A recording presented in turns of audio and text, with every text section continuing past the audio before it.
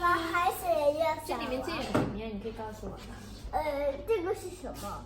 边炉。微波炉。先边炉。微波炉。微波炉。微波炉。然后这一些就是都是烤蛋糕的，然后这个是烤箱吧？是不是还有洗碗机？然后这边是冰箱里的东西，然后我们要把它打开喽。我还想玩。豆豆，我们一起玩厨房吧。你不要玩厨房了吗？没有了。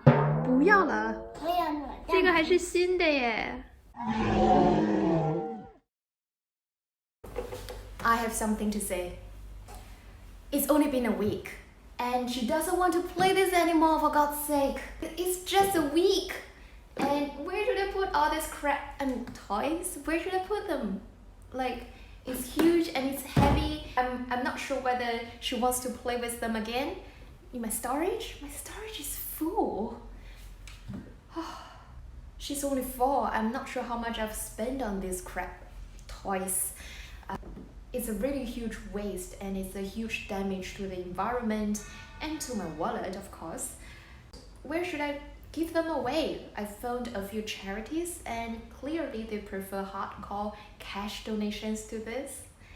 And the neighbor kid, because this is new, still new, but if I give to the neighbor kid, the parents would think I'm dumping trash to their house. So I'm not going to damage our relationship by doing this.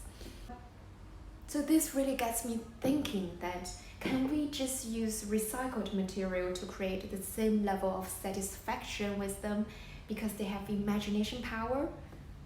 And at the same time, we can save the environment and of course, I can save my wallet. That is why we're doing DIY cardboard toys and together with some Chinese learning flashcards. So in a way, the kids will learn some Chinese and get themselves busy at the same time. It's one stone kill 2 birds, I guess. So if you like our style, please subscribe to our channel and stay tuned to our regular updates.